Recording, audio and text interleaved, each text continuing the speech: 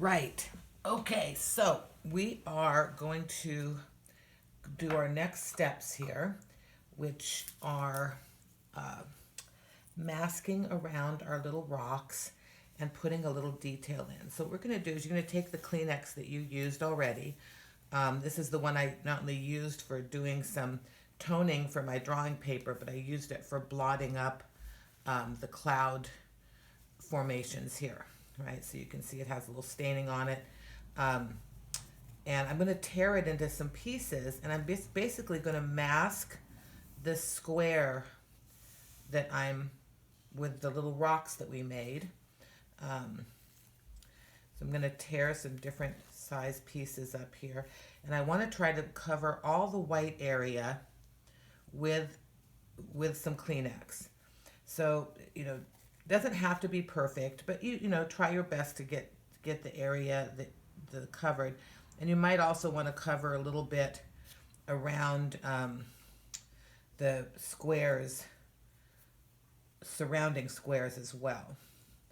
You can see I'm just kind of placing these close to the edge of the rocks and maybe even forming them around just a little bit. So I'm trying to keep it so that the rocks are open.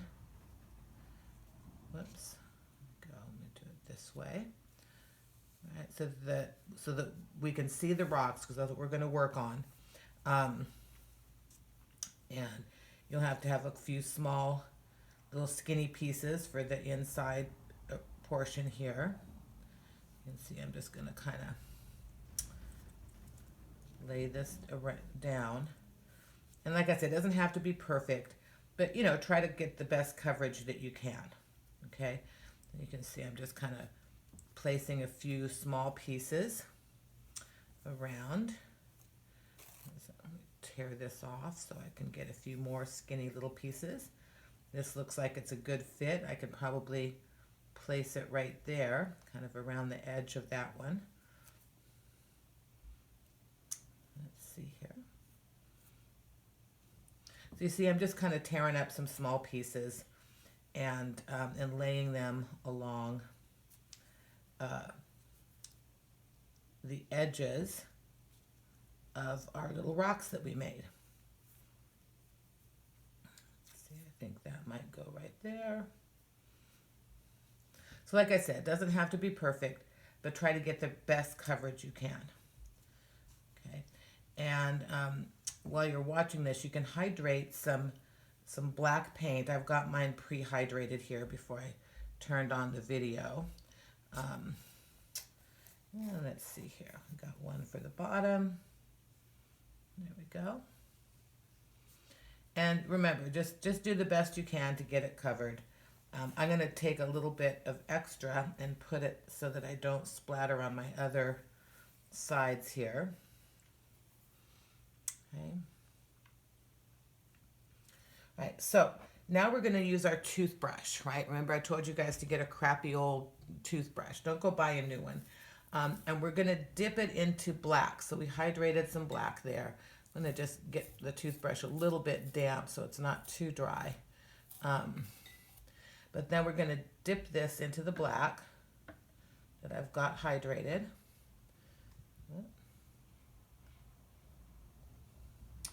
Let me get just a little bit more water in there. There we go. Remember never to leave your brush sitting in the water. Always rinse it and put it down or put it in another spot. So you don't want it just in the water there. Okay, so I've got some black paint on my brush. And what we're going to do is we're going to take our thumb and kind of just splatter. So you'll see I'm just splattering some of this onto the little rocks. And the reason we wanted to mask it before I started this is so that we didn't get it on the surrounding area, or not much anyway. A little bit of over is okay. So you can see we've done that. I've got a little bit of paint on my thumb. I'm going to rinse that off and wipe it on my rag there. And I'll rinse the toothbrush off as well.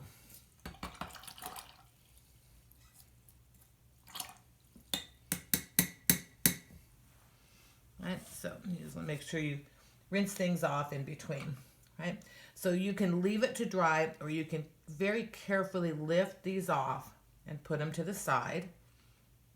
You can see I got a little bit of overspray, but I think I did okay. But you do have to lift them off very carefully so that you don't have, that you don't get them, that you don't smear what you've already done, because this isn't dry yet. So I'm just going to take it off so you can kind of see the effect that you get, which makes it look very, gives it a very textured look. And I think that's what we're looking for this. So that's our little rock texturing to make it look like natural rocks. And next, we're going to go back. So I want make sure that you have a little bit of green and blue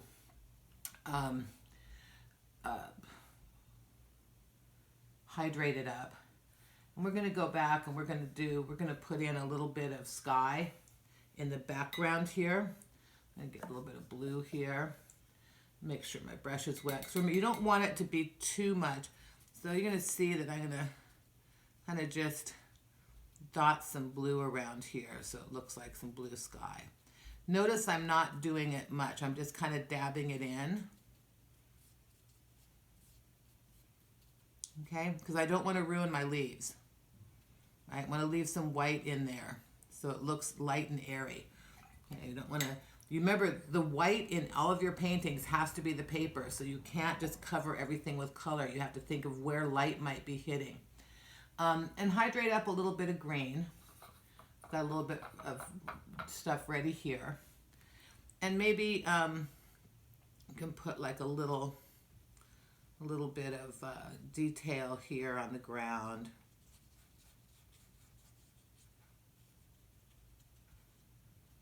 Right, just a little bit of green, kind of filling it in. Give it a little variation so it's not all just one color, one solid color.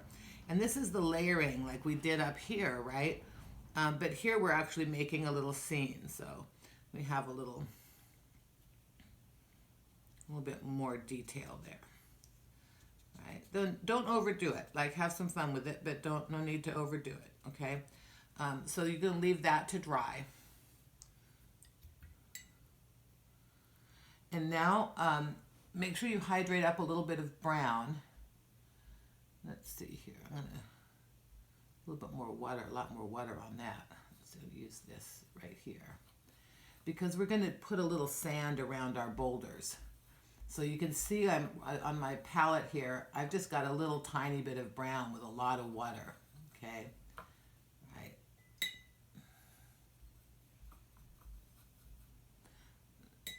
You can see I want a lot of water on it because I don't want it to look too dark, right? I just want it needs to look a little sandy, but not really dark. So you can see I'm just doing a little bit of kind of detail underneath the rocks here.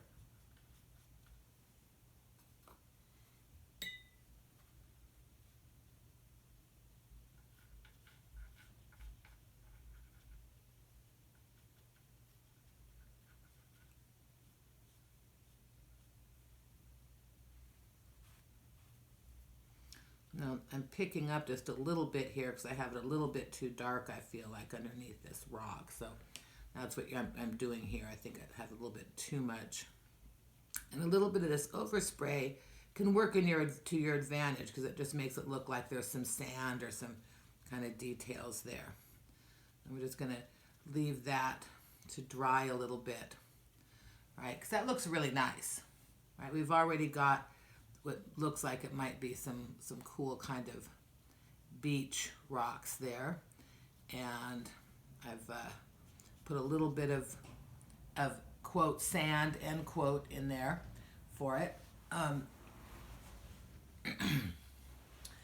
and so that's the type of masking that you can do, is just putting down some, say, Kleenex or something like that to cover the surrounding area so you don't when you're trying to put texture on, you don't end up with it all over your whole painting. That may not be what you actually want. That may not be the effect that you want on that. So next, we're going to do a little effect here. So here's where you're going to need your salt. And this is going to be something you're going to have to leave to dry again. So I'm going to open both packets of salt. Right, I got 2 little mini packets of salt here and put them to the side. Get them. Whoops! Don't spill this on the rest of your painting. Okay, be really careful because salt gives a particular textured effect to your paintings, to your watercolor paintings, and you don't necessarily want it all over your whole paper. Okay, so to do this, we're going to use some. I'm going to use some blue and probably just a bit of green as well. So for this one, I want you to use your flat brush, and I'm just going to use a little wash here, like up at the top, and have some fun with this. I'm just going to put a little bit of green here.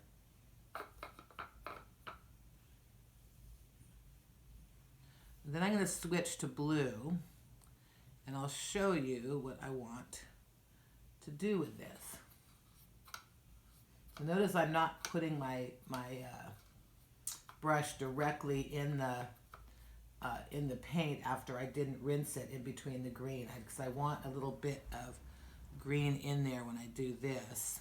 Okay, then I'm going to switch directly to the blue.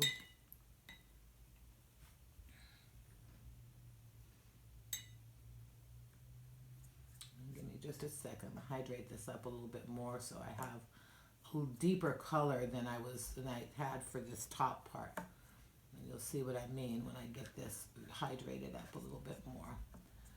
So the beauty about having a palette is that you can rehydrate your paints, which is why I don't normally wash out my palette, because sometimes I'll be using a particular color or mixture, and I want to keep it because I like it and I want to use it for either another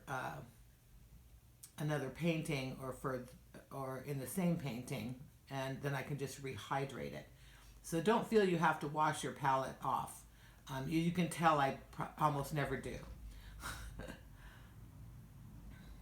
Okay, so I've got a pretty good amount of my blue that I mixed up here, hydrated and ready to go. So here I am, I'm loading my brush with it. All right, just making sure I got a good brush load. And you have to work very fast with this. If you don't work fast, it's going to soak in and it's not going to give you the effect that you want.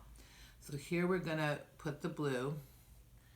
I'm going to do a pretty good amount of it. Okay, and now I'm going to put, now it's really wet, I'm going to put salt on it. Okay, so I'm not even going to rinse my brush yet. I'm going to put the salt on right away. And the reason is we won't get this effect that we want if we don't put the salt on right away. So one packet might be enough, but I think I'm going to do my second packet just to ensure. So notice I've put it in kind of in a line right here, right across here. And there's a reason I did that, because we're going to make some waves. And this salt will make this really cool effect of waves. And I got a little bit of salt where I didn't want it. So I'm going to see if I can use something to, I'm going to use my sponge here to kind of brush it up here very carefully, because I don't want to smudge all the work I did here. Okay. Then you're just going to leave this to dry. As with all these ones that we're doing here, you've got to spend a lot of time waiting for stuff to dry. So let me we'll rinse my brush, and we'll take a break, and we'll come back. And by the time we're done with this next two squares, we should pretty much be done with this project. And then we will peel the tape off, and we'll write what the techniques are on each one. And that way you will have a record, and you can use this as a guide to to have really good results, really good textures in your paintings. All right, let's take a break, do some stretches,